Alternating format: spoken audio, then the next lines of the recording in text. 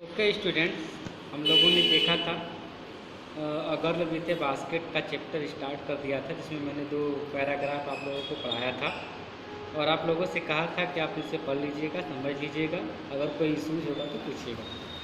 अब मैं next paragraph, अब मैंने अगर एक समरी के तौर पे करूँ तो मैंने कहा था पहले पैराग्राफ में हम देखते हैं कि कैसे विलियम सी डगलस अपनी यात्रा शुरू करते हैं और क्या स्ट्रेटजी बनाते हैं वो भारत के बारे में जानने के लिए, और what kinds of the differences had been seen by the William C. Douglas at every stops and station. He ascended from the coach and tried to know the pulse and notions of the nations. जानने की कोशिश कर रहे थे भारत के बारे में लेकिन वो ऐसे किसी ऐसे व्यक्ति को तलाश करते थे जो हिंदी की जगह अंग्रेजी बोलने में सक्षम हो, क्योंकि वो एक अमेरिकी थे, उन्हें हिंदी भाषा समझ में नहीं आती। आगे देखते हैं। The route lay through one of the richest of India's agricultural area. This was plain of the upper Ganga river, 1,000 feet above sea level but tropical. इसको अब देखते चलेंगे, फिर बाकी उधर हम पढ़ेंगे। और रूट ले कहते हैं उनकी जो यात्रा है, वो जो सड़क जो जिसमें वो ट्रेन से जा रहे थे, वो कहाँ से कैसे कैसे गुजरी थी। कहते द रूट व रास्ता ले through the richest of the India's agricultural area. कहते हैं यह भारत के एक बहुत ही कृषि संपन्न प्रदेश के मतलब यह क्षेत्र से होकर गुजरती थी। कारण वैसे भी मैंने बताया था कि रानीखेत एक नैसर्गिक क्षेत्र था, मतलब प्राकृतिक क्षेत्र, और जो ट्रेन की जो पटरियाँ गई थी, मार्ग गए थे, वो एक भारत के बड़े ही कृषि प्रधान प्रदेश से होकर गुजर रही थी। And this was plain of upper Ganga river, और ये जो क्षेत्र था इसे कहते थे अपर गंगा रिवर, ऊपरी गंगा का मैदान। आप लोग अगर जियोग्राफी पढ़े होंगे तब जानते हैं कि भौगोलिक क्षेत्रों को कई तरह से बांटा जाता है, ऊपरी गंगा, मध्य गंगा और लोअर गंगा, और सब में कई लेयर होते हैं। यहाँ ऊपरी गंगा के जब लेवर में आते हैं तो आप जानते हैं मैदानी भाग को बोलते हैं, जहाँ पर भारत की सबसे ज़्यादा जनसंख्या निवास करती है। तो सबसे ज़्यादा जनसंख्या आपके मतलब ऊपरी गंगा के मध्य रेंज, जहाँ पर पंजाब, हरियाणा, ये सब जो क्षेत्र हैं, यहाँ पर गेहूँ और चावल ये सब की डबल फसल होती है। तो ये सब जो है क्योंकि आपका मैदानी क्षेत्र है, यहाँ पर गंगा आकर फैल जाती है, उनके द्वारा लाई गई मिट्टियाँ काफ़ी उपजाऊ होती हैं। तो ये इसीलिए ये जो क्षेत्र था वो धन धान अर्थात हरितिमा से भरा था, हरियाली से भरा हुआ था, इसलिए बोलते हैं दिस वाज द प्लेन। कहते हैं यह ऊपरी गंगा का मैदानी क्षेत्र था, 1,000 feet above sea level but tropical. कहते हैं जिसकी ऊंचाई समुद्र के तल से 1,000 फीट थी, जो समुद्र तल से 1,000 फीट ऊपर। You can no understand according to the geographical strategy when we are going to measure anything that height has to be the taken from the bottom of sea. जैसे आपने एवरेस्ट की ऊंचाई सुनी होगी ना, 8,850 मीटर, तो उसकी जो ऊंचाई है वो समुद्र तल से ली गई है, सतह से उसकी ऊंचाई उतनी नहीं है। कहते किसी भी चीज़ की ऊंचाई का मापन समुद्र तल से लिया जाता है, क्योंकि जो धरा होती है वो समुद्र तल के नीचे भी होती है, तो समुद्र तल से किसी भी चीज़ की ऊंचाई मापी जाती है भूगोल में। तो 1,000 feet above sea level but tropical. कहते इसकी जो ऊंचाई थी लगभग समुद्र तल से 1,000 फीट और बट ट्रॉपिकल, लेकिन ये क्षेत्र क्या था, उष्णकटिबंधीय। उष्णकटिबंधीय का मतलब होता है ऐसा क्षेत्र जहाँ पर जाड़ा, गर्मी, बरसात तीनों मौसम का रूप देखने को मिलता है। ऐसे क्षेत्र को बोलते हैं ट्रॉपिकल, सब ट्रॉपिकल, कोल्ड ट्रॉपिकल, आपने सुना, उष्णकटिबंधीय, उपोष्णकटिबंधीय, शीतोष्णकटिबंधीय। भूगोल में आप लोगों ने ऐसी चीज़ें सुनी होंगी। अब आगे बढ़ते हैं। The Ganga was brown silt swollen with the flood waters. It flowed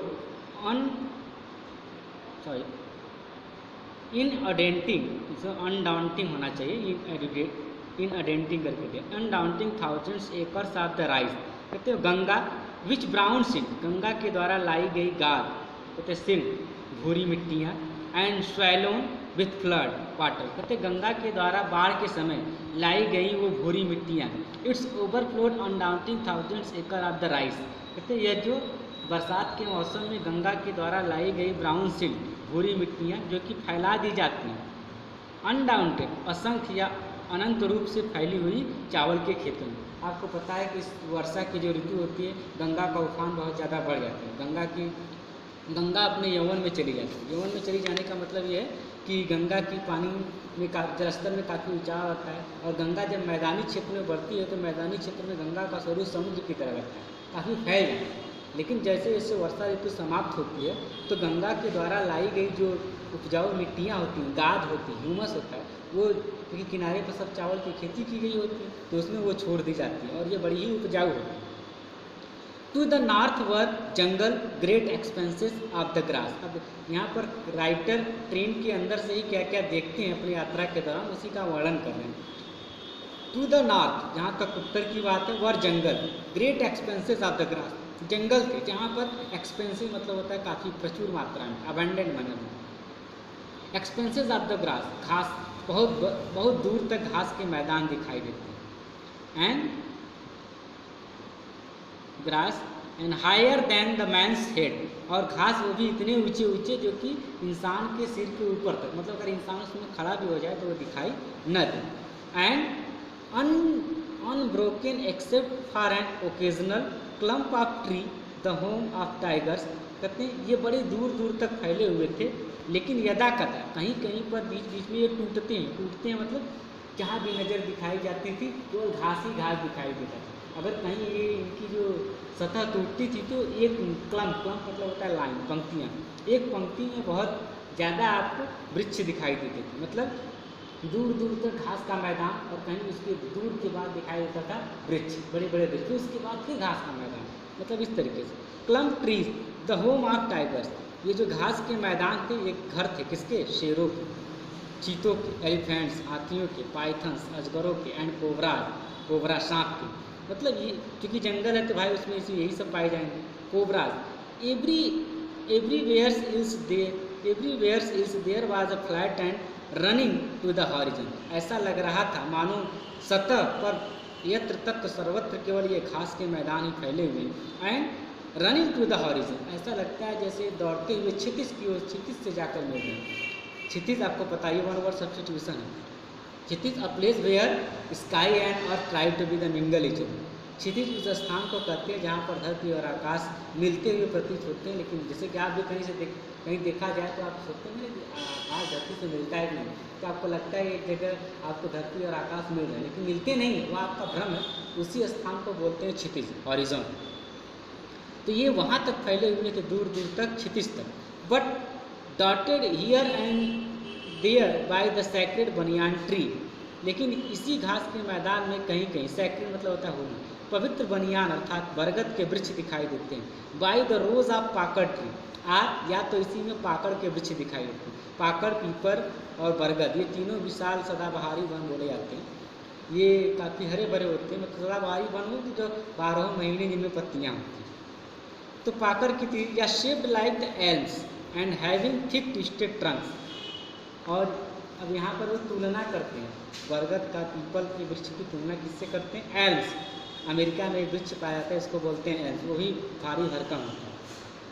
having thick twisted trunk, जिनकी शाखाएं बड़ी मोटी मोटी और आड़ी तिरछी होती हैं। Hot humid air was moving from the south west, और चूंकि ये गर्मी का महीना है तो ये बता रहे हैं हॉट ह्यूमिड एयर, आर्द्रता ग्राही जो गर्म हवाएं हैं वो moving from the south west, दक्षिण पश्चिम की ओर से आपकी पछुआ, जैसे हमारे होते लू चल रही होती। And monkeys some of the mothers with babies, और बंदर उनमें से जो मादा बंदर जिन बेबीज अपने बच्चों के साथ, क्लिंगिंग मतलब होता है टू द स्लैब, चिपका होना, लगा होना, clinging to them and riding underneath. और हमको दिखाई देता है कि जो बंदर होते हैं वो गुलाटियाँ मारते हैं, और उनकी खास तौर से जो मादा बंदर होती है उनके पेट के नीचे, आप लोगों ने देखा हो कि बच्चे जो होते हैं उनके पीठ पर या पेट के नीचे इस तरीके से पकड़े होते हैं कि वो गिरते नहीं, राइडिंग अंडरनीथ, उनके पेट के नीचे चिपके हुए। एंड संग ऑफ ट्री द स्टेशन, और स्टेशन पे जो वृक्ष है उस पर वो झूलते हुए, लुकिंग फॉर फूड, भोजन की तलाश में। द विलेजेस भी पास्ट, और वह गांव जिसमें से हम गुजरे, had walls made of mud, उस गांव से, मतलब जिस गांव से वो सड़क गुजर रही थी उसमें जो घर थे, walls made of mud and mixed with water and cow dung, मतलब उनकी घर की जो दीवारें थी वो बनी हुई थी मिट्टियों की और गाय के गोबर की मिली हुई। काउ डंग मतलब गोबर। अब मतलब पहले कच्चे मकान की बात कर रहे हैं, कहीं जा रहे हैं कि हम ट्रेन में से मैंने देखा कि दूर दूर तक कच्चे मकान हमें दिखाई दे रहे हैं, cow dung, and their peaked roofs were thatched. और कहते हैं कि जो कच्चे मकान की दीवार, उसकी जो ऊपर की छत थी वो पिक्ड रूफ, जैसे आप तंबू डेरा सामियाना लगता है, नुकीलेदार रूप में फैले हुए। And bundles of the grass tied to the bamboo poles, और ये जो दीवार है मिट्टी का उस पर छाए क्या है, gun bundles of the grass, बड़ी बड़ी घास के जो बंडल है गट्ठर बनाकर बम्बू पोल्स, बाँस की बल्लियों से बांधे गए। And stretch across the rafter, और उसको बल्लियों के सहारे से लटकाया गया। आप जानते हैं घर हमारे गाँव में जहाँ पर मड़ई वड़ई बनाया जाता है, उसी तरीके से। अब आप यहाँ पर विजुअल होता तो मैं आपको बता देता कि कैसे थे उसके आकार, ठीक, फिर भी मैं आपको बता दूँगा, समझ में आ जाएगा।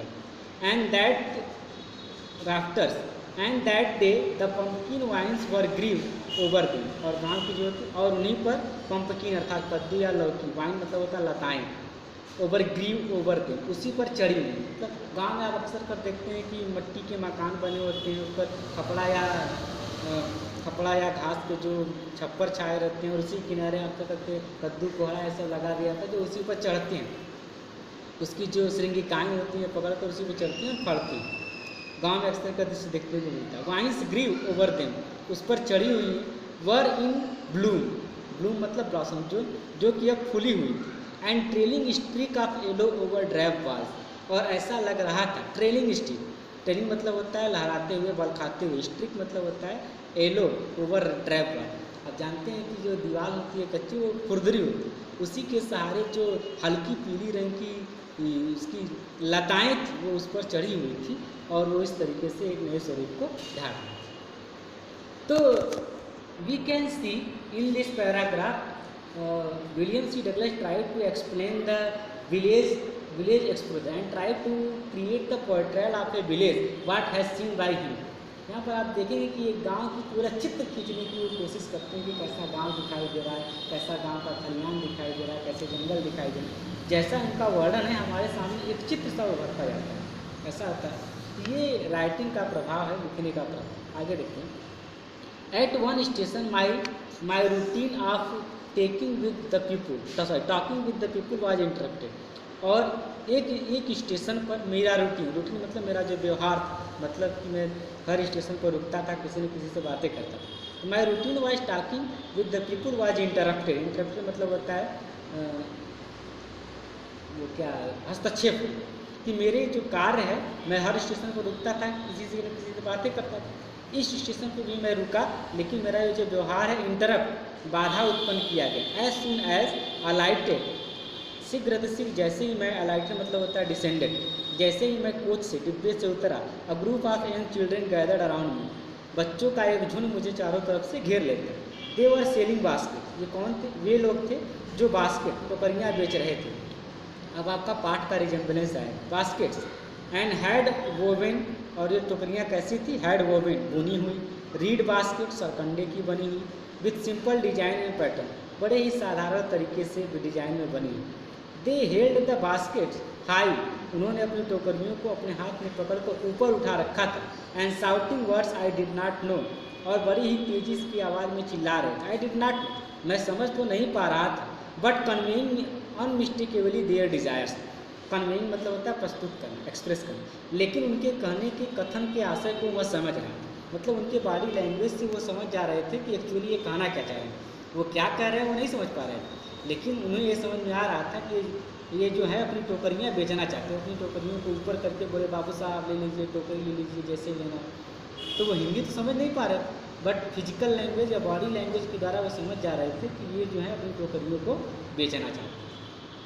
तो इस प्रकार से आप देखेंगे कि ये जो पैराग्राफ है आप लोगों ने देखा, इसका मीनिंग क्या था। और आगे की क्लासेज इसी तरह कंटिन्यू करेंगे, आप इसको पढ़ेंगे, इस पर जो आधारित आप इसको एक्सप्लेनेशन करेंगे, और इस पर जो आधारित कॉम्प्रिहेंशन क्वेश्चन होंगे वो देख लेंगे, इसमें जो डिफिकल्ट वर्ड्स होंगे आप देख लेंगे, और अगर कोई इश्यूज़ होगा तो आप मुझे कमेंट करेंगे और पूछेंगे। और इसी तरीके से classes to be the continue, we meet me in the next class. Thank you.